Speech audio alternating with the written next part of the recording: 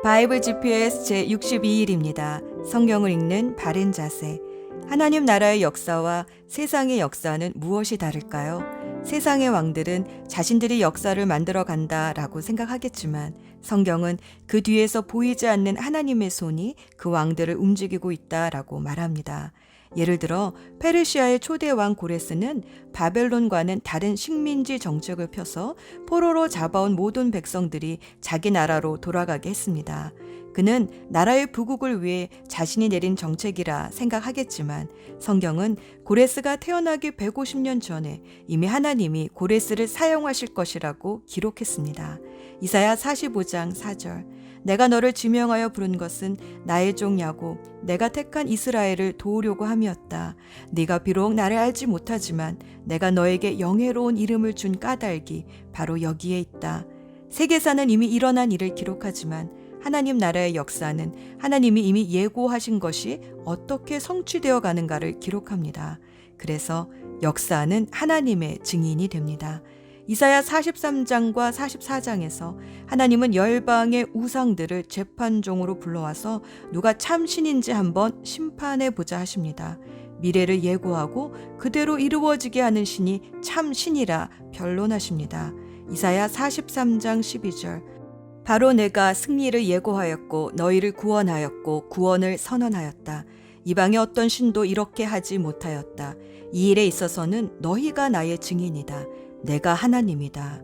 주님께서 하신 말씀이다. 이사야 44장 8절.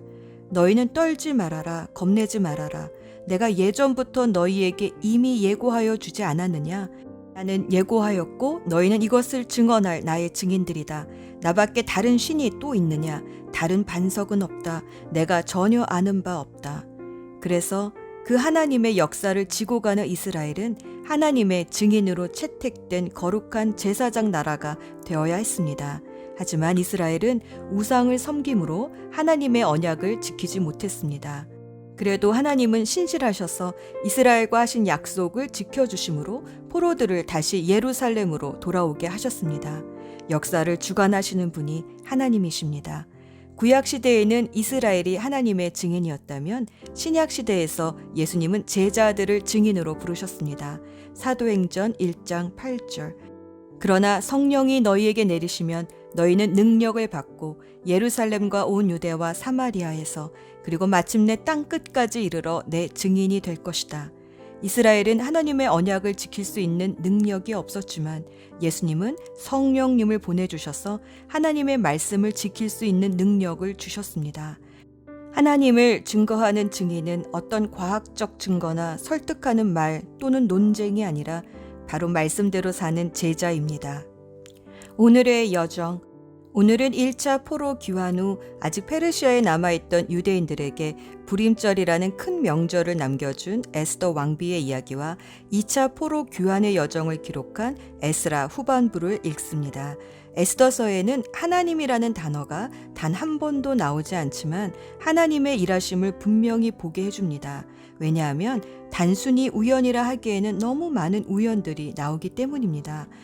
고아가 된 조카 에스더를 모르드게가 친딸로 키우게 된 것도, 와스티 왕후가 갑자기 폐위되고 뜻하지 않게 에스더가 미인 선발 대회 나가 왕후가 된 것도, 삼촌 모르드게가 당시 제1인자였던 하만의 미움을 받은 것도, 그래서 하만이 모르드게를 죽이려고 장대를 만들어 단 그날 밤에 아하수에로 왕이 잠이 안 와 왕궁 일지를 읽다가 모르드게가 왕의 암살범을 밝혔으나 아무 상을 받지 못했다는 것을 그때 마침 알게 된 것도, 그때 마침 하만이 왕에게 들어와 모르드게를 모함하려다가 오히려 왕이 하만에게 모르드게에게 상을 주라고 명령하게 된 것도, 에스더 왕후가 하만이 자신과 자신의 민족을 죽이려 한다는 것을 밝히고 호소할 때 왕이 화가 나서 잠깐 밖에 나갔다 다시 들어오는데 그때 마침 하만이 에스더의 침상에 엎드려 있는 모습을 보고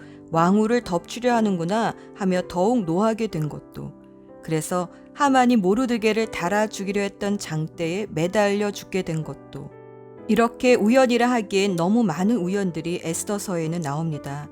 하만은 주사위, 즉 불우를 던져 유대인의 학살의 날을 잡았습니다. 주사위를 던지는 것은 사람의 눈에는 우연처럼 보이지만 그 주사위마저 하나님 손에 있다는 것을 에스더서는 명확히 보여줍니다. 바로 그날 유대인들을 죽이려 했던 원수들이 오히려 유대인들에게 보복을 당하는 날이 되었기 때문입니다. 모르드게가 에스더에게 한 말을 보면 더욱 분명해집니다. 에스더 4장 14절. 이런 때에 왕후께서 입을 다물고 계시면 유다 사람들은 다른 곳에서라도 도움을 얻어서 마침내는 구원을 받고 살아날 것이지만 왕후와 왕후의 집안은 멸망할 것입니다. 왕후께서 이처럼 왕후의 자리에 오르신 것이 바로 이런 때를 위한 것인지 누가 압니까? 무대 위의 배우들을 움직이게 하는 것은 무대 뒤에 보이지 않는 감독입니다. 하나님은 바로 이 감독과 같습니다. 하지만 무대 뒤의 감독과 달리 하늘의 감독자 하나님은 우리에게 선택권을 주셨습니다. 하나님의 각본대로 순종할지 불순종할지에 대한 선택권을 우리에게 주셨습니다. 우리가 불순종하면 하나님은 다른 배우를 쓰십니다. 에스더는 이 말을 듣고 그 유명한 말을 합니다. 그러다가 죽으면 죽으렵니다. 3일 금식 후 목숨을 걸고 왕 앞에 나간 에스더는 그렇게 유대 민족을 구원하는데 귀한 통로로 쓰임을 받게 됩니다. 유대인들을 죽이려 했던 하만은 아각의 아들입니다. 아각은 아말렉 왕의 호칭입니다. 즉 하만은 아말렉 왕족으로 포로로 잡혀온 사람이었던 것입니다. 출애굽 광야에서부터 이스라엘을 죽이려 했던 아말렉의 후손, 하나님께서 내가 대대로 싸우겠다 하시던 그 아말렉의 후손은 페르시아 포로 시대까지 쫓아와 유대인들을 몰살하려 했으나 하나님은 약속대로 대신 싸워주셔서 유대인을 몰살하기 위해 주사위를 던져 잡은 날을 오히려 원수에게 보복하는 날, 즉 불임절이 되었습니다. 유대인들은 이 날을 지금도 음식을 나누며 가난한 이들에게 선물을 주는 명절로 지키고 있습니다. 하나님 안에서 우연은 없습니다. 에스더 사건이 지난 후 에스라는 레위인을 중심으로 제2차 포로 귀환을 합니다. 에스라 6장과 7장 사이에는 대략 60년의 시간이 흘러 있었습니다. 에스라가 돌아와 보니 예루살렘은 무엇보다 영적으로 황폐해져 있었고 유대인들은 주변의 이방 여인들과 결혼하면서 다시 이방 종교로 섞여가고 있었습니다. 이것을 본 에스라는 크게 분노하고 슬퍼하며 온 백성을 예루살렘 성전으로 불렀습니다. 마치 장마철이어서 큰 비가 내리고 있었는데도 에스라는 모든 백성을 성전 앞 광장에 모이게 한 후 죄의 심각성을 알리고 이방 여인들과 결혼한 사람들을 이혼까지 시킵니다. 하나님은 이혼을 싫어하십니다. 마지막 선지서인 말라기에서 다시 한번 젊어서 결혼한 아내를 배신하지 말고 이혼해서는 안 된다라고 강조하셨습니다. 에스라 시대의 이방 여인과의 이혼은 이방 문화와 섞여서 다시 우상 숭배의 길로 빠지지 않기 위한 결단으로 이해하면 좋을 것 같습니다. 예수 전망대. 에스더 4장 16절. 어서 수산에 있는 유다 사람들을 한 곳에 모으시고 나를 위하여 금식하게 하십시오. 사흘 동안은 밤낮 먹지도 마시지도 말게 하십시오. 나와 내 시녀들도 그렇게 금식하겠습니다. 그렇게 하고 난 다음에 법을 어기고서라도 내가 임금님 앞에 나아가겠습니다. 그러다가 죽으면 죽으렵니다. 지금까지 성경에서 예수 그리스도의 모형을 보여준 사람들은 대부분 남성들이었는데 에스더에서는 여성으로서 예수 그리스도의 모형을 보여줍니다. 모형이란 원형의 그림자입니다. 에스더는 예수님이 목숨을 걸었던 것처럼 하나님 백성을 구하기 위해 목숨을 걸고 왕 앞에 나아갑니다. 그리고 왕의 은혜를 얻습니다. 에스더가 왕 앞에서 자신의 백성을 구해달라고 호소하고 간구했듯이 예수님은 지금도 하나님 보좌 우편에서 우리를 위해 중재의 간구를 하십니다. 로마서 8장 34절 말씀. 누가 감히 그들을 정죄하겠습니까? 그리스도 예수는 죽으셨지만 오히려 살아나셔서 하나님의 오른쪽에 계시며 우리를 위하여 대신 간구하여 주십니다. 사탄은 창세기 3장 15절에서의 원복음을 들은 이후로 계속해서 메시아가 태어나기로 약속된 유다 민족을 말살시키려 해왔습니다. 페르시아에서도 하만은 그저 자기 눈에 거슬렸던 모르드게뿐 아니라 모르드게의 민족인 유다 민족 전체를 멸절하려 했습니다. 하지만 이 모든 것을 아시는 하나님은 이들의 위협을 오히려 원수 갚는 복수의 날로 바꾸셨습니다. 사도 바울은 우리는 사람을 적대자로 싸우는 자가 아니라 하늘의 악한 영들과 싸우는 자라고 말합니다. 우리의 진짜 원수는 마귀 사탄입니다. 사탄은 우리를 항상 공경에 빠뜨리려고 참소하지만 하나님은 이 위기를 기회로 바꾸셔서 고난 중에 있는 성도들에게 승리를 안겨주시는 분이십니다. 기도합시다.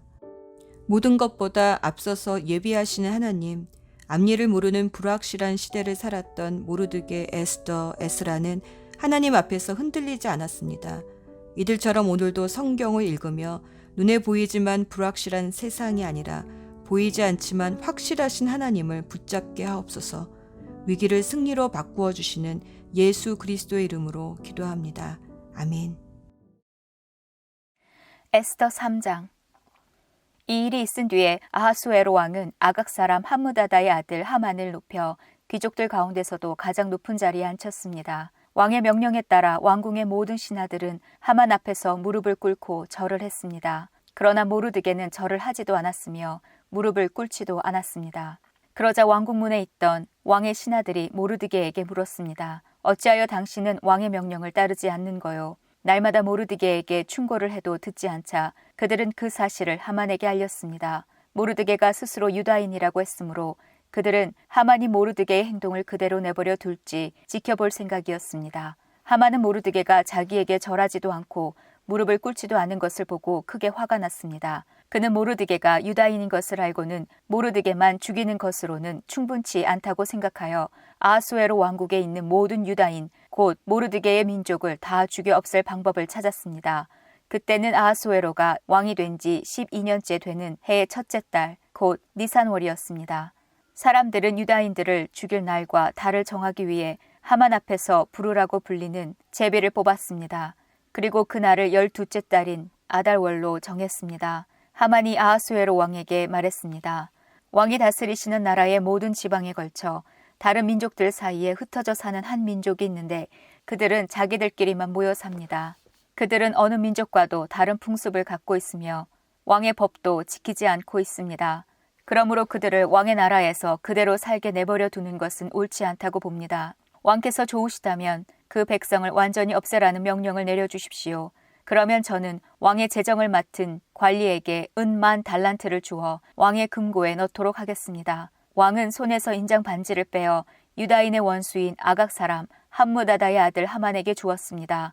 왕이 하만에게 말했습니다. 그 돈과 백성은 그대의 것이니 그대가 좋을 대로 하시오. 첫째 달 13일에 왕의 서기관들이 부름을 받고 모였습니다. 그들은 하만이 시키는 대로 각 지방의 총독들과 군대 지휘관들과 각 민족의 귀족들에게 각 지방과 민족의 언어로 조서를 썼습니다. 그들은 조서를 아하수에로 왕의 이름으로 적어서 왕의 인장 반지로 봉인한 뒤 사신들을 시켜 전국에 조서를 보냈습니다. 조서의 내용은 12째 달인 아달월 13일에 유다인을 젊은이, 늙은이, 여자, 어린이 할 것 없이 다 죽여 없애버리고 그들의 재산을 다 빼앗으라는 것이었습니다. 각 지방에서는 이 조서를 베껴 법률로 선포하고 모든 백성에게 알려 그날을 준비하게 했습니다. 왕의 명령이 내려지자 사신들은 서둘러 길을 떠나고 수산성에서도 조서가 선포되었습니다.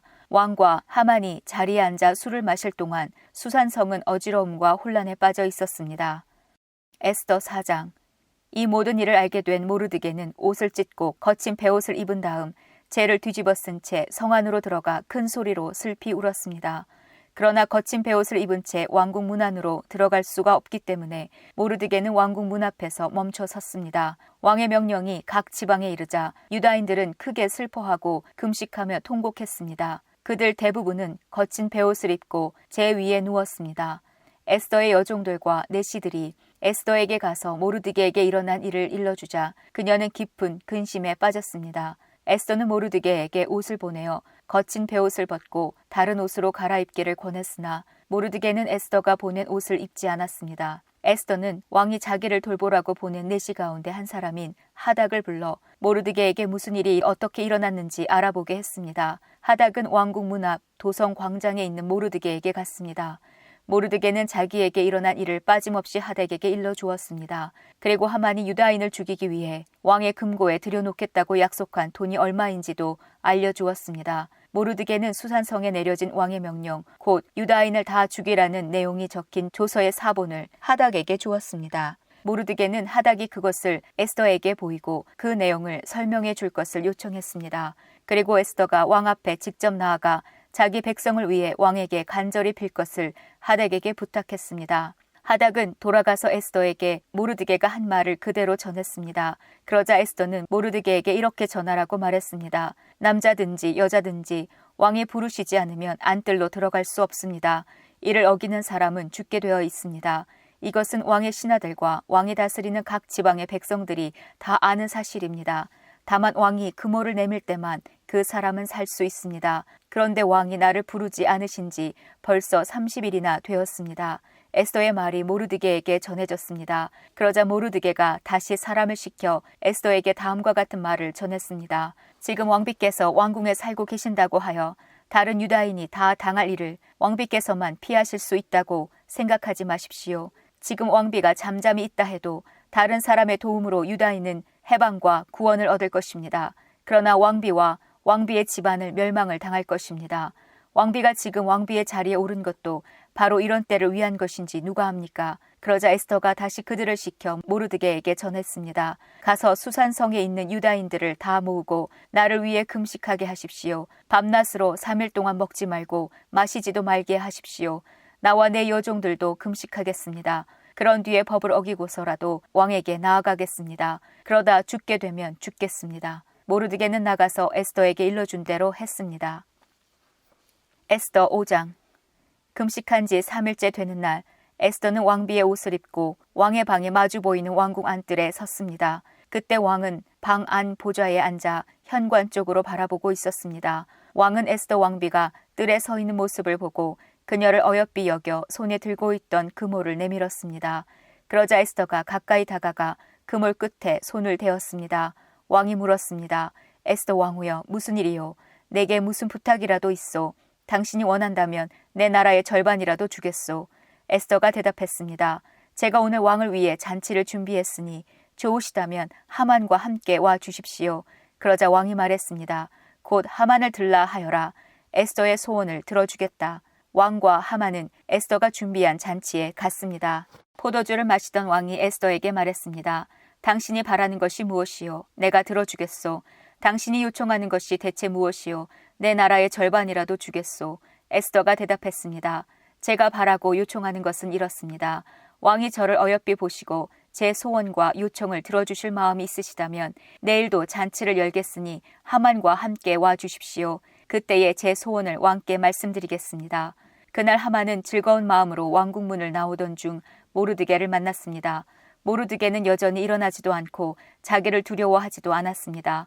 이를 본 하만은 너무도 화가 났습니다. 하지만 그는 화를 참고 집으로 돌아가서 친구들과 자기 아내 세레스를 불렀습니다. 그는 그들에게 자기의 재산과 아들이 많은 것과 왕이 그에게 명예를 주어 다른 귀족이나 신하들보다 높여주신 것을 자랑했습니다. 하만이 덧붙여 말했습니다. 그뿐만이 아니라네. 에스더 왕후께서 잔치를 베풀어 놓고 초대한 사람은 왕을 제외하고 나밖에 없었다네. 그리고 왕후께서는 내일도 나더러 왕과 함께 와달라고 하셨네. 하지만 유다인 모르드게가 왕궁 문에 앉아있는 것을 보면 기쁜 마음에 싹 가신다네. 하만의 아내 세레스와 모든 친구들이 말했습니다. 50규빗 되는 장대를 세우고 내일 아침 왕에게 모르드게를 거기 매달아 달라고 부탁하세요. 그리고 나서 왕과 함께 기쁜 마음으로 잔치에 가세요. 하만은 그 말을 좋게 여기고 곧 장대를 세우라고 명령했습니다. 에스더 6장. 그날 밤 왕은 잠이 오지 않아 신하를 시켜 왕궁 일지를 가져오게 하여 자기 앞에서 읽으라고 명령했습니다. 그 일지에는 왕궁문을 지키던 왕의 두 내시인 빅다나와 데레스가 왕을 죽이려 한 음모를 모르드게가 일러 주었다는 내용이 적혀 있었습니다. 왕이 물었습니다. 이 일을 한 모르드게에게 어떤 영광과 상을 주었느냐? 신하들이 대답했습니다. 아무것도 주지 않았습니다. 왕이 다시 물었습니다. 누가 뜰에 있느냐? 마침 그때 하만이 자기가 세운 장대에 모르드게를 매달기 위해서 왕에게 부탁하고자 왕궁 바깥뜰에 와 있었습니다. 왕을 모시는 신하들이 말했습니다. 하만이 뜰에 서 있습니다. 그러자 왕이 말했습니다. 들라 하여라. 하만이 들어오자 왕이 그에게 물었습니다. 내가 크게 높여주고 싶은 사람이 있는데 그 사람에게 어떻게 해주면 좋겠소? 하만은 속으로 왕이 높여주고 싶은 사람이 나 말고 또 누가 있을까라고 생각하여 이렇게 대답했습니다. 왕께서 크게 높여주고 싶은 사람이 있으시다면 먼저 종들을 시켜 왕께서 입으시는 옷과 왕께서 타시는 말을 내오게 하시고 그 말의 머리는 관으로 꾸미게 하십시오. 그런 다음에 그 옷과 말을 왕께서 높여주고 싶은 사람에게 주십시오. 그리고 왕의 신하 가운데 가장 높은 사람을 시켜 그 사람에게 왕의 옷을 입히게 하고 말에 태운 사람을 성안 거리로 다니게 하면서 왕은 높여주고 싶은 사람에게 이렇게 해주신다 하며 외치게 하십시오. 왕이 하만에게 명령했습니다. 어서 가서 왕궁 문에 앉아있는 유다인 모르드게를 위해 그대가 말한 대로 옷과 말을 내오시오. 그대가 말한 것에서 하나도 빠뜨리지 말고 그대로 하시오. 하만은 왕의 명령대로 옷과 말을 내어와서 모르드게에게 옷을 입히고 그를 말에 태워 왕은 높여주시고 싶은 사람에게 이렇게 해주신다 하고 성안 거리를 외치고 다녔습니다. 그런 뒤에 모르드게는 다시 왕궁문으로 돌아갔습니다. 하만은 당황하고 부끄러워서 얼굴을 가린 채 서둘러 집으로 갔습니다. 하만은 아내 세레스와 모든 친구들에게 자기에게 일어난 일을 빠짐없이 이야기했습니다. 하만의 아내와 그의 친구들이 말했습니다. 당신은 유다인인 모르드게 앞에서 무릎을 꿇었으니 이제 그에게 맞서 이길 수 없소. 계속 맞서려 한다면 당신은 틀림없이 망할 것이오. 그들의 말이 끝나기도 전에 왕의 내시들이 하만의 집에 와서 에스더가 차린 잔치에 하만을 서둘러 데려갔습니다. 에스더 7장. 왕과 하만은 에스더가 차린 잔치에 갔습니다. 둘째 날에도 왕은 하만과 더불어 술을 마시다가 에스더에게 물었습니다. 당신이 바라는 것이 무엇이오? 내가 들어주겠소. 당신이 요청하는 것이 무엇이오? 내 나라의 절반이라도 주겠소. 그러자 에스더 왕후가 대답했습니다. 왕이 저를 어여삐 보신다면 그리고 제 요청을 들어주실 마음이 있으시다면 제 목숨을 살려주십시오. 이것이 제 소원입니다. 그리고 제 민족도 살려주십시오. 이것이 제 요청입니다. 제 민족이나 저나 이제는 다 죽고 망하여 완전히 없어지게 되었습니다. 우리가 남종이나 여종으로 팔려가기만 해도 제가 잠자코 있었을 것입니다. 그만한 일을 가지고 왕을 번거롭게 해드리지 않았을 것입니다. 아하수에로 왕이 에스더 왕후에게 물었습니다. 그가 누구요? 그가 어디에 있소? 누가 그런 짓을 하려 하오? 에스더가 말했습니다. 우리의 적, 우리의 원수는 바로 이 악한 하만입니다. 그 말이 끝나자 하만은 왕과 왕후 앞에서 두려움에 사로잡혔습니다. 화가 머리끝까지 난 왕은 자리에서 일어나 왕궁 뜰로 나갔습니다. 하만은 왕이 이미 자기를 죽이기로 결심한 것을 알고 자리에 남아 에스더에게 목숨만 살려달라고 빌었습니다. 왕이 왕궁 뜰에서 잔치방으로 돌아와 보니 하만이 에스더가 기대는 침상에 엎드려 있었습니다. 그 모습을 보고 왕이 말했습니다. 내가 왕궁에 있는데도 이놈이 왕후를 덮치려 하는구나. 왕의 그 말이 떨어지기가 무섭게 종들이 달려들어 하만의 얼굴을 가렸습니다. 그때 왕을 모시던 내시 가운데 하르보나가 말했습니다. 하만이 자기 집에 높이가 50규빗 되는 장대를 세워놓았습니다. 그것은 왕을 해치려는 음모를 알려준 모르드게를 매달려고 준비해 놓은 것입니다. 왕이 말했습니다. 하만을 거기에 매달아라. 그러자 사람들이 모르드게를 달려고 하만이 세워놓은 바로 그 장대에 하만을 매달았습니다. 그런 뒤에야 왕의 분노가 가라앉았습니다. 에스더 8장. 바로 그날 아하수에로 왕은 유다인의 원수 하만의 모든 재산을 에스더 왕후에게 주었습니다. 에스더가 자기와 모르드게의 관계를 밝혔기 때문에 모르드게는 왕에게 나아가게 되었습니다. 왕은 하만에게서 되찾은 자기의 인장 반지를 빼서 모르드게에게 주었습니다. 에스더는 하만이 남긴 모든 재산을 모르드게에게 맡겼습니다. 에스더가 다시 왕에게 나아가 그의 발 앞에 꿇어 엎드려 울면서 하만의 악한 음모를 막아달라고 간청했습니다. 왕이 금호를 내미자 에스더가 자리에서 일어나 왕에게 말했습니다. 왕이여, 저를 어여삐 보시고 이 일을 좋게 여기시며 이렇게 하는 것이 옳은 일이라 생각하신다면 하만이 쓴 조서를 취소해 주십시오. 제 민족에게 그런 끔찍한 일이 일어나는 것을 제가 어찌 볼 수 있으며 가족이 죽임당하는 것을 어찌 볼 수 있겠습니까? 아하수에로 왕이 에스더 왕후와 유다인 모르드게에게 대답했습니다. 하만이 유다인을 죽이려 했기 때문에 내가 그의 재산을 에스더에게 주었고 군인들을 시켜 그를 매달았소. 이제 나의 이름으로 다른 조서를 쓰시오. 그대들 보기에 좋을 대로 쓰고 나의 인장 반지로 봉인하시오. 나의 이름으로 쓰여지고 나의 인장 반지로 봉인된 조서는 아무도 취소할 수 없소. 셋째 달 곧 시완월 23일에 왕의 서기관들이 불려왔습니다. 그들은 모르드게가 시키는 대로 조서를 썼습니다. 그리고 인도에서부터 에티오피아에 이르기까지 127 지역에 있는 유다인들과 총독들과 군대 지휘관들과 귀족들에게 조서를 보냈습니다. 그것은 유다를 포함한 각 지방과 민족의 언어로 기록되었습니다. 모르드게는 아하수에로 왕의 이름으로 조서를 쓰고 왕의 인장 반지로 봉인을 한 다음에 왕궁에서 쓰려고 특별히 기른 빠른 말들의 사신들을 태워 보내서 그 조서를 전했습니다. 왕의 조서 내용은 각 성에 사는 유다인들이 함께 모여서 목숨을 지킬 수 있도록 한 것이었습니다. 어느 지방의 민족이든 군대를 일으켜 유다인을 치려 하면 그들은 물론 그들의 아내와 자식들까지 다 죽이고 멸망시켜 완전히 없애버릴 수 있을 뿐만 아니라 그들의 재산까지도 빼앗을 수 있게 하였습니다. 그러나 아하수에로 왕이 다스리는 모든 지방에서 유다인이 그렇게 할 수 있는 날은 12째 달인 아달월 13일 하루 동안으로 정했습니다. 왕은 조서의 사본을 각 지방으로 보내어 법으로 삼게 했습니다. 그리고 그것을 왕이 다스리는 지방의 모든 민족에게 알려 유다인들이 원수에게 보복할 날을 미리 준비할 수 있게 했습니다. 사신들은 왕의 명령을 받고 서둘러 왕궁말을 타고 나갔습니다. 수산성에도 왕의 조서가 선포되었습니다. 모르드게가 푸른색과 흰색으로 된 왕궁 옷을 입고 머리에는 큰 금관을 쓰고 고운 모시로 만든 자줏빛 겉옷을 걸치고 왕 앞에서 물러나왔습니다. 그러자 수산성 사람들이 환호하며 기뻐했습니다. 그날은 유다인에게 기쁘고 즐겁고 영광스러운 날이었습니다. 왕의 조서가 전달된 지방과 성마다 그곳 유다인들이 기뻐하고 즐거워했습니다. 그들은 잔치를 베풀고 그날을 축제일로 삼았습니다. 그리고 그 땅에 사는 많은 사람이 유다인을 두려워하여 스스로 유다인이 되었습니다. 에스더 9장.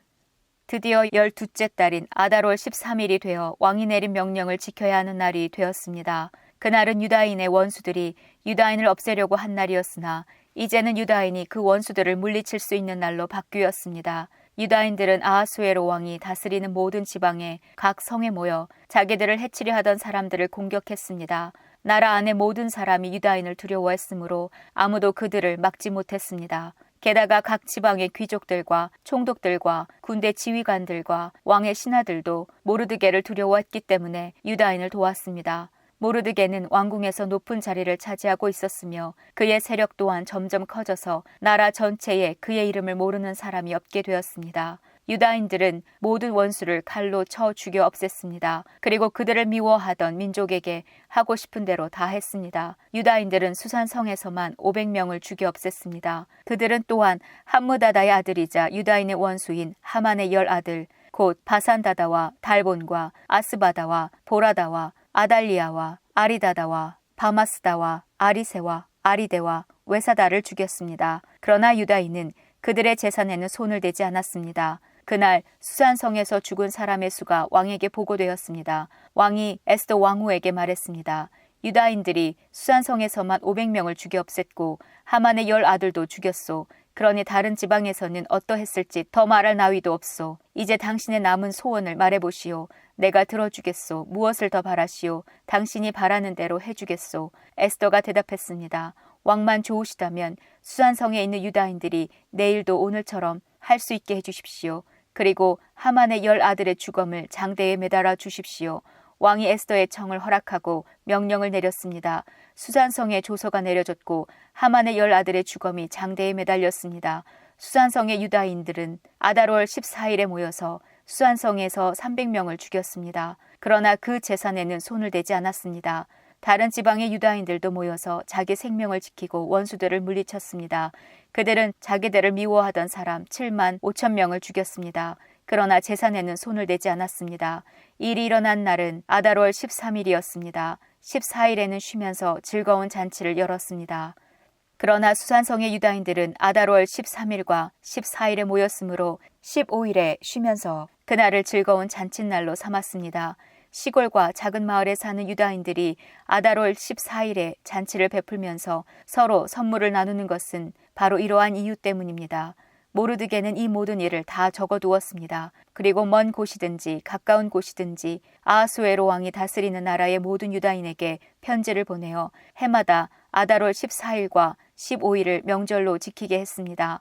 그날은 유다인이 원수들을 물리친 날이고 슬픔이 기쁨으로 바뀐 날이며 통곡할 날이 즐거운 날로 바뀐 날입니다. 따라서 모르드게는 그날을 즐거운 명절로 정하고 서로 음식을 나누며 가난한 사람들에게 선물을 주는 날로 정하게 하였습니다. 유다인들은 모르드게의 말에 따라 해마다 그날을 명절로 지켰습니다. 모든 유다인의 원수였던 함므다다의 아들 아각 사람 하만은 유다인들을 없앨 음모를 꾸미고 부르 곧 제비를 던져 유다인을 멸망시킬 날을 정했으나 왕이 그 음모를 알고 조서를 내려 유다인을 해치려고 꾸민 음모가 오히려 그에게 돌아가게 하였고 하만뿐만 아니라 그의 10아들까지도 장대에 매달게 했습니다. 그래서 제비를 뜻하는 부르라는 말을 따라 이 두 날을 부림이라 부르게 된 것입니다.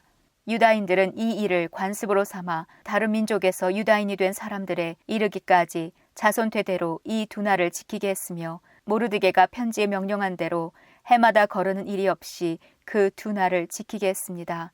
어느 지방, 어느 성에 살든지 유다인이라면 누구나 이 두 날을 기억하고 지켜야 했습니다. 부림절은 유다인들에게는 거를 수 없는 명절이 되었고 자손들에게도 잊어서는 안 되는 날이 되었습니다. 아비하일의 딸 에스더 왕후는 유다인 모르드게와 함께 부림절에 관한 두 번째 편지를 써서 자기들의 권력으로 부림절을 확정했습니다. 모르드게는 아하수에로 왕이 다스리는 나라의 127지역에 사는 모든 유다인에게 평화와 안녕을 비는 편지를 보냈습니다. 그는 그 편지에서 정한 날에 부림절을 지킬 것을 명령하고 자신과 에스더 왕후를 비롯한 모든 유다인이 이 두 날에 금식을 하고 슬피 울며 지킬 것을 말하였습니다. 부림절 관습은 에스더의 편지로 확실히 정해졌고 이 모든 일이 글로 적혔습니다. 에스더 10장. 아하수에로 왕은 본토뿐만 아니라 바닷가의 성들도 조공을 바치게 했습니다. 아하수에로 왕이 큰 권세와 능력으로 이룬 모든 업적과 그가 모르드게를 높여 영화롭게 한 일은 메대와 페르시아의 왕들의 역사책에 적혀 있습니다. 유다인 모르드게는 아하수에로 왕 다음으로 높은 사람이었습니다. 그는 유다인 가운데서 가장 세력이 컸는데 자기 민족의 이익과 안전을 위해서 일했기 때문에 모든 유다인의 존경을 받았습니다. 에스라 4장 6절. 아하수에로가 왕이 되자 그 적들이 유다와 예루살렘 백성을 고발하는 편지를 썼습니다.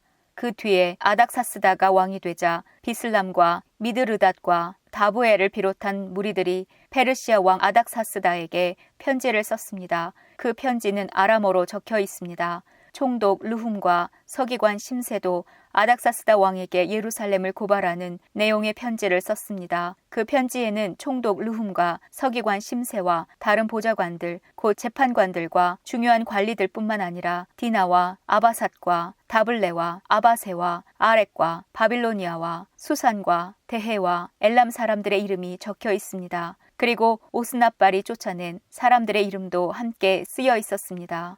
그들은 오스납발이 사마리아 성과 유프라테스강 서쪽의 다른 지방에서 살게 한 사람들입니다. 그들이 아닥사스다 왕에게 보낸 편지의 내용은 이러합니다. 유프라테스강 서쪽 지방에 사는 왕의 종들이 아닥사스다 왕에게 드립니다. 왕이시여, 왕께서 저희에게 보낸 유다인들을 기억하실 줄로 압니다. 왕도 아시겠지만 그들은 예루살렘으로 가서 왕의 명령을 어기고 저 악한 성을 다시 짓고 있습니다. 그들은 성벽을 다시 쌓고 기초를 다시 놓고 있습니다. 아닥사스다 왕이시여, 장차 무슨 일이 일어날지 왕께서도 아셔야 합니다. 만약 예루살렘이 지어지고 그 성벽이 고쳐지고 나면 예루살렘은 아무런 세금도 내지 않을 것입니다. 그렇게 되면 왕께서 거두어 드리는 돈도 줄어들 것입니다. 우리는 나라에 충성을 다할 것을 맹세했기 때문에 왕에게 그런 명예롭지 못한 일이 생기는 것을 보고만 있을 수 없습니다. 그래서 왕께 그 사실을 알려드리려고 이 편지를 쓰는 것입니다. 왕이시여, 이전 왕들의 기록을 살펴보십시오.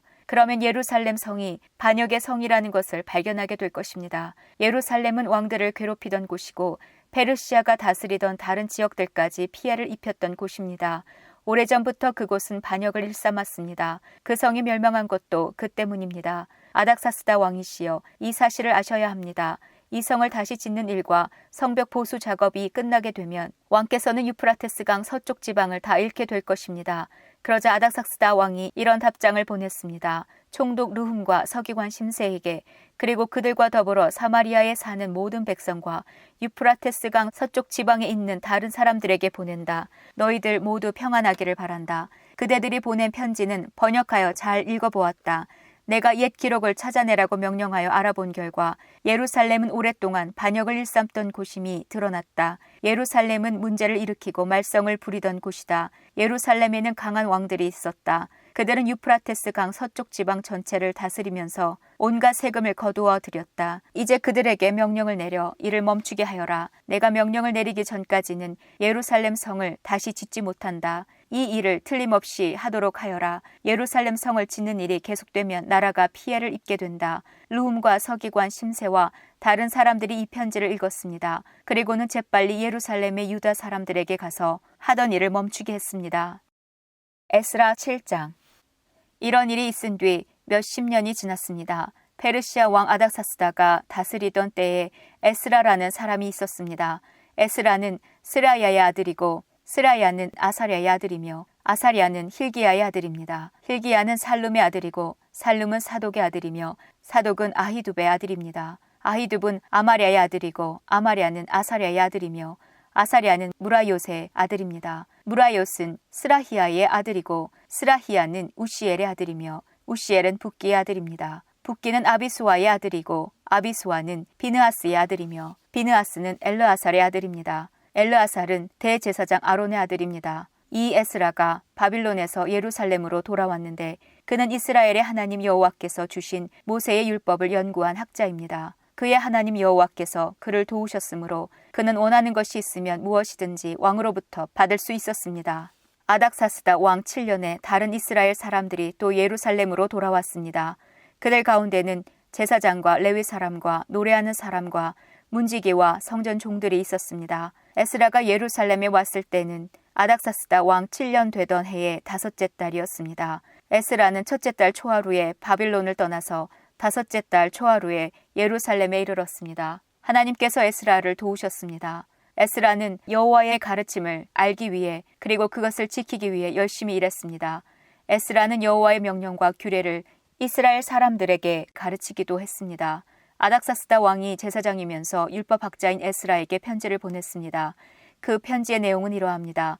모든 왕의 왕 아닥사스다가 하나님의 율법을 연구하는 학자이며 제사장인 에스라에게 보낸다. 이제 내가 명령을 내린다. 내 나라 안에 있는 이스라엘 사람 가운데 누구든지 원하는 사람은 그대와 함께 예루살렘으로 가도 좋다.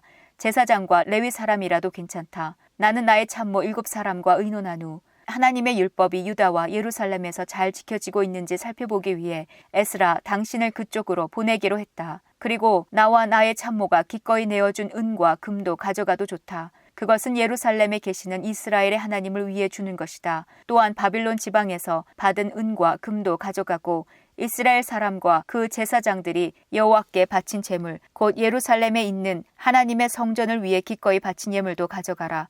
그 돈으로 수소와 수량과 어린 양을 사고 곡식 제물과 부어드리는 제물인 전제물도 사라. 그것들을 예루살렘에 있는 하나님의 성전 제단 위에 바쳐라.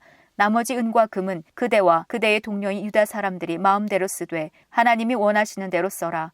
그대에게 맡긴 모든 것을 예루살렘의 하나님께 가져가라. 그것은 그대의 하나님의 성전에서 예배드릴 때에 쓸 것이다. 그 밖에도 하나님의 성전을 위해 필요한 것이 있다면 무엇이든지 가져가도 좋다. 왕의 창고에서 그것을 받아 가져가도록 하여라. 이제 나 아닥사스다가 유프라테스 강 서쪽 지방의 창고를 맡은 모든 사람에게 명령을 내린다. 제사장이자 하나님의 율법학자인 에스라가 달라고 하는 것은 무엇이든지 그대로 내주어라. 그에게 은은 100달란트까지, 밀은 100고르까지, 포도주는 100바트까지, 올리브 기름도 100바트까지 내주어라. 그리고 소금은 달라는 대로 주어라. 하늘의 하나님이 원하시는 것이라면 하늘의 하나님의 성전을 위해 무엇이든지 그대로 하여라. 하나님께서 왕과 그의 자손에게 노하실까 염려된다. 그대들은 제사장이나 레위 사람이나 노래하는 사람이나 문지기나 성전 종이나 그 밖에 하나님의 성전에서 일하는 다른 사람들에게 어떤 세금도 거두지 마라. 그리고 그대 에스라는 하나님에게서 받은 지혜를 가지고 유프라테스 강 서쪽 지방의 유다 사람들을 다스릴 재판관과 법관을 뽑아라. 그들은 하나님의 율법을 잘 아는 사람이어야 한다. 그리고 율법을 잘 모르는 사람에게는 율법을 가르쳐라. 그대의 하나님의 율법과 왕의 명령을 지키지 않는 사람에게는 벌을 내릴 것이다. 그런 사람은 죽임을 당하거나 멀리 귀양을 가거나 재산을 빼앗기거나 감옥에 갇히게 될 것이다. 에스라가 예루살렘으로 돌아와 이렇게 말했습니다. 우리 조상의 하나님이신 여호와를 찬양하십시오. 여호와께서 왕에게 예루살렘에 있는 여호와의 성전을 높이고자 하는 마음을 주셨습니다. 여호와께서 왕과 왕의 참모들과 왕의 관리들 앞에서 나 에스라에게 여호와의 사랑을 보여주셨습니다. 나의 하나님 여호와께서 나를 도와주셔서 용기를 얻었습니다. 그래서 내가 이스라엘의 지도자들을 불러 함께 돌아올 수 있었습니다. 에스라 8장. 아닥사스다 왕이 다스릴 때 나 에스라와 함께 바빌론에서 돌아온 각 집안의 지도자들과 그들의 족보는 이러합니다. 비느하스의 자손 중에서는 게르솜입니다. 이다말의 자손 중에서는 다니엘입니다. 다윗의 자손 중에서는 핫두스입니다. 바로스는 스가냐의 자손인데 바로스의 자손 중에서는 스가랴입니다. 스가랴는 150명과 함께 왔습니다. 바한 모압의 자손 중에서는 스라히아의 아들 엘여호에네와 그와 함께 온 200명이 있습니다. 스가냐의 자손 중에서는 야하시엘의 아들과 그와 함께 온 300명이 있습니다. 아딘의 자손 중에서는 요나단의 아들 에벳과 그와 함께 온 50명이 있습니다. 엘람의 자손 중에서는 아달리아의 아들 여사야와 그와 함께 온 70명이 있습니다. 스바랴의 자손 중에서는 미가엘의 아들 스바랴와 그와 함께 온 80명이 있습니다. 요압의 자손 중에서는 여이엘의 아들 오바댜와 그와 함께 온 218명이 있습니다. 슬로밋의 자손 중에서는 요시랴의 아들과 그와 함께 온 160명이 있습니다. 베베의 자손 중에서는 베베의 아들 스가랴와 그와 함께 온 28명이 있습니다. 아스갓의 자손 중에서는 학가단의 아들 요하난과 그와 함께 온 110명이 있습니다.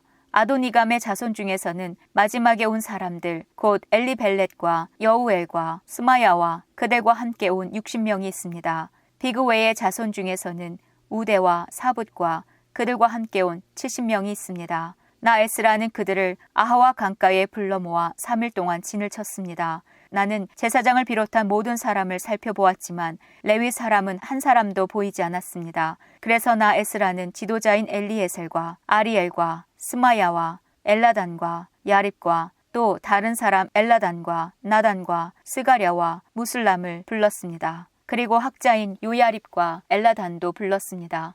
나는 그들을 가시베아 지방의 지도자인 이또에게 보냈습니다. 나는 그들에게 이또와 그곳에서 성전 종으로 일하고 있는 그의 친척들에게 할 말을 일러주었습니다. 내가 그들을 보낸 것은 하나님의 성전에서 일할 종들을 데려오기 위해서였습니다. 하나님께서 우리를 도우셨습니다.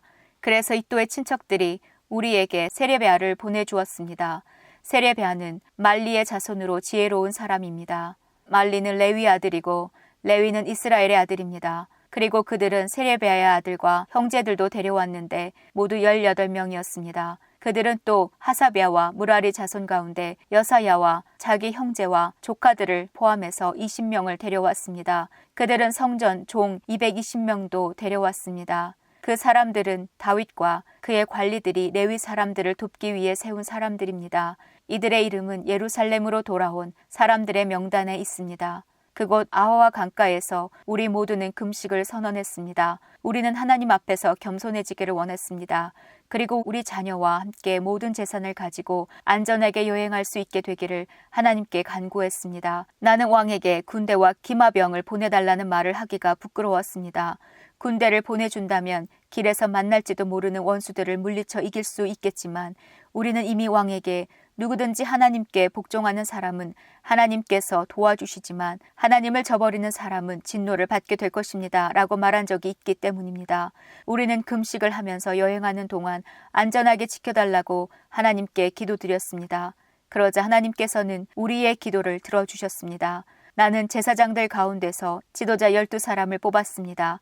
내가 뽑은 사람은 세레베아와 하사비아와 그들의 친척 10명입니다. 나는 그들에게 금과 은과 그릇들을 달아주었습니다. 그것은 왕과 그의 참모들과 그의 관리들과 거기에 있던 모든 이스라엘 사람이 우리 하나님의 성전을 위해서 바친 것입니다. 내가 그들에게 달아준 것은 은 650달란트와 은그릇 100달란트와 금 100달란트입니다.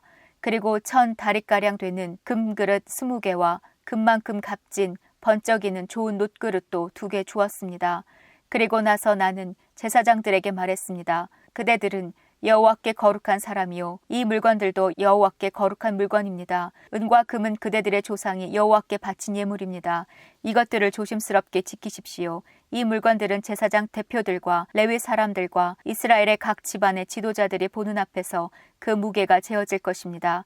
그리하여 제사장과 레위 사람들은 예루살렘에 있는 하나님의 성전으로 옮기기 위해 무게를 달아놓은 은과 금과 그릇들을 넘겨받았습니다. 첫째 달 12일에 우리는 아하와강을 떠나 예루살렘으로 출발했습니다.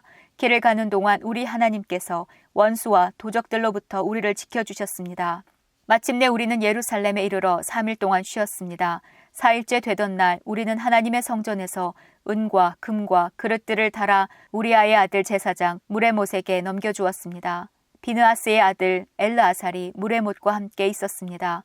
그리고 레위 사람인 예수아의 아들 요사밧과 빈누이의 아들 노야다도 그들과 함께 있었습니다. 우리는 숫자와 무게를 모두 살핀 다음에 그 자리에서 전체 무게를 적었습니다. 포로 생활을 마치고 돌아온 사람들이 이스라엘의 하나님께 태워드리는 제물인 번제물을 바쳤습니다. 그들은 온 이스라엘을 위해 수소 12마리와 수양 96마리와 어린 양 77마리를 바쳤습니다. 그 모든 짐승을 여호와께 번제물로 바쳤습니다. 죄를 씻는 제물인 속죄제물로는 수렴소 12마리를 바쳤습니다. 그들은 왕의 명령을 왕의 신하들과 유프라테스 강 서쪽 지방의 총독들에게 보냈습니다. 그러자 그 사람들이 그 백성과 하나님의 성전 짓는 일에 많은 도움을 주었습니다. 에스라 9장. 이 모든 일이 이루어진 뒤에 지도자들이 나 에스라에게 와서 말했습니다. 이스라엘 백성과 제사장과 레위 사람들은 아직도 우리 주위에 사는 다른 민족들과 구별된 생활을 하지 못하고 있습니다. 우리 이스라엘 백성들이 가나안 사람과 헷 사람과 브리스 사람과 여부스 사람과 암몬 사람과 모압 사람과 이집트 사람과 아모리 사람처럼 역겨운 일을 하고 있습니다. 이스라엘 사람들은 유다 사람이 아닌 다른 민족들의 딸을 아내와 며느리로 맞아들여 이스라엘 백성의 거룩한 피가 이 땅에 사는 세상 민족들의 피와 섞이게 되었습니다. 이스라엘의 지도자와 관리라는 사람들이 오히려 이런 일에 앞장을 섰습니다. 나는 이 말을 듣고 화가 나서 겉옷과 속옷을 찢고 머리털과 수염을 쥐어뜯으며 주저앉았습니다. 그러자 이스라엘의 하나님의 말씀을 두려워하는 모든 사람들이 내 곁으로 모여들었습니다. 그들은 포로 생활을 마치고 돌아온 사람들의 죄를 보았습니다. 나는 저녁 희생 제사를 드릴 때까지 그런 모습으로 주저앉아 있었습니다. 그러다가 저녁 희생 제사를 드릴 시간이 되었을 때 나는 자리에서 일어났습니다. 내 겉옷과 속옷은 찢어져 있었습니다. 나는 무릎을 꿇고 앉아서 내 하나님 여호와께 두 손을 들고 기도를 드렸습니다. 나의 하나님이여, 하나님께 얼굴을 들기가 너무나 부끄러워서 몸둘 바를 모르겠습니다. 우리가 저지른 죄가 너무 많아 우리의 키를 넘어 하늘까지 닿았습니다. 우리 조상들의 시대로부터 지금까지 우리는 많은 죄를 지었습니다. 우리 죄 때문에 우리와 왕들과 제사장들은 벌을 받았습니다. 우리는 칼의 위협을 받고 포로 생활을 함으로 벌을 받았습니다. 다른 나라 왕들이 우리의 물건을 빼앗아가고 우리에게 욕을 보였습니다. 그런 일은 지금도 마찬가지로 일어나고 있습니다. 하지만 우리 하나님 여호와께서 우리에게 자비를 베풀어 주셨으므로 우리 가운데 몇몇은 포로 생활을 마치고 이곳으로 돌아오게 되었습니다. 이것은 여호와의 거룩한 곳에서 잠시나마 우리가 안전하게 살 수 있도록 해주신 것입니다. 우리 하나님께서는 우리에게 소망을 주셨고 노예 생활로부터 얼마 동안 안식을 얻게 해주셨습니다. 우리가 종살이를 할 때도 하나님께서는 우리를 저버리지 않으셨습니다. 하나님께서 페르시아 왕들의 마음을 움직이셔서 우리를 돕게 하셨습니다. 하나님께서 우리에게 새로운 삶을 주셨습니다. 그래서 우리가 성전을 다시 짓고 허물어진 곳을 고칠 수 있게 하셨습니다. 그리고 유다와 예루살렘에 사는 우리를 보호해 줄 성벽을 쌓도록 하셨습니다. 우리 하나님이시여, 이 모든 일을 해주신 하나님께 우리가 무슨 말씀을 드릴 수 있겠습니까? 우리는 하나님의 명령을 어겼습니다. 하나님께서 하나님의 종인 예언자들을 통해서 이렇게 명령하셨습니다. 너희가 들어가는 땅은 더러워진 땅이다. 그 땅에 사는 백성들이 역겨운 일을 하여 그 땅을 더럽혔다. 이쪽 끝에서부터 저쪽 끝까지 그 땅을 더러운 것으로 가득 채웠다. 그러므로 너희의 딸을 그들의 아들과 결혼시키지 마라. 그들의 딸도 너희의 아들과 결혼시키지 마라. 그들의 평화나 번영을 빌어주지 마라. 그러면 너희가 강해지고 그 땅의 좋은 것들을 먹을 수 있을 것이다. 그리고 이 땅을 너희의 자손에게 영원히 남겨줄 수 있을 것이다. 우리에게 일어난 일은 우리 잘못 때문입니다. 우리는 악한 일을 했습니다. 하지만 하나님께서 우리가 마땅히 받아야 할 벌보다 더 적게 벌을 내리시고 우리들 가운데 몇몇을 살려주셨습니다. 우리는 이 역겨운 백성들과 결혼하여 또다시 하나님의 명령을 어기는 죄를 지었습니다. 그러므로 하나님의 진노 때문에 우리는 망하고 말 것이며 우리들 가운데 아무도 살아남지 못하게 될 것입니다. 이스라엘의 하나님 여호와시여, 여호와께서 우리를 불쌍히 여기셨기 때문에 우리가 지금처럼 살아남았습니다. 우리는 죄를 지었으므로 우리들 가운데 여호와 앞에 서 있을 수 있는 사람은 아무도 없습니다. 에스라 10장. 에스라가 죄를 고백하는 기도를 드리며 성전 앞에 엎드려 울었습니다. 그때에 이스라엘의 남자와 여자와 어린아이들의 큰 무리가 에스라 둘레에 모여들었습니다. 그들도 큰 소리로 울었습니다. 엘람 사람 여히엘의 아들 스가냐가 에스라에게 말했습니다. 우리가 우리 하나님께 죄를 지었습니다. 우리가 우리 주위에 있는 다른 민족들의 여자와 결혼했습니다. 그러나 이스라엘에게는 희망이 있습니다. 이제 우리 하나님 앞에서 언약을 맺읍시다. 당신의 충고와 하나님의 명령을 존중하는 사람들의 가르침대로 우리가 다른 민족의 여자와 그 자녀들을 다 쫓아내겠습니다. 하나님의 율법대로 하겠습니다. 에스라여 일어나십시오. 당신이 이 일을 맡으셔야 합니다. 하지만 우리도 당신을 돕겠습니다. 그러니 용기를 가지고 하십시오. 에스라가 자리에서 일어났습니다. 에스라는 제사장과 레위 사람과 이스라엘의 모든 백성에게 약속을 하게 했습니다. 그들은 에스라가 시킨 대로 약속을 했습니다. 에스라는 성전 앞을 떠나 엘르아십의 아들 여호하난의 방으로 들어갔습니다. 에스라는 거기에 있으면서 먹지도 않고 마시지도 않았습니다. 에스라는 포로 생활을 마치고 돌아온 사람들의 믿음 없음에 대해 슬퍼했습니다. 포로 생활을 마치고 돌아온 모든 사람들에게 예루살렘에 모이라는 명령이 온 유다와 예루살렘에 내려졌습니다. 3일 안에 예루살렘에 오지 않은 사람은 재산을 빼앗기고 포로 생활을 마치고 돌아온 사람들의 모임에서도 쫓겨날 것이라고 했습니다. 그것은 지도자와 장로들의 결정이었습니다. 그리하여 3일 안에 유다와 베냐민 사람들이 다 예루살렘에 모였습니다. 그때는 아홉째 달 20일이었습니다. 모든 백성이 성전 앞 광장에 앉아 그 일에 대한 심각성을 깨달으며 빗속에서 떨고 있었습니다. 그때 제사장 에스라가 일어나서 그들에게 말했습니다. 여러분은 죄를 지었소. 여러분은 유다 백성이 아닌 여자들과 결혼했소. 그리하여 이스라엘의 죄를 더 크게 만들었소. 이제 여러분의 하나님이신 주께 고백하시오. 주님의 뜻을 따르시오. 여러분 둘레에 사는 백성과 헤어지고 여러분의 이방인 아내와도 헤어지시오. 그러자 모든 무리가 큰 목소리로 에스라에게 대답했습니다. 당신 말씀이 옳습니다. 우리는 당신 말씀대로 하겠습니다. 하지만 지금은 사람도 많은 데다가 장마철이기 때문에 바깥에 서 있을 수가 없습니다.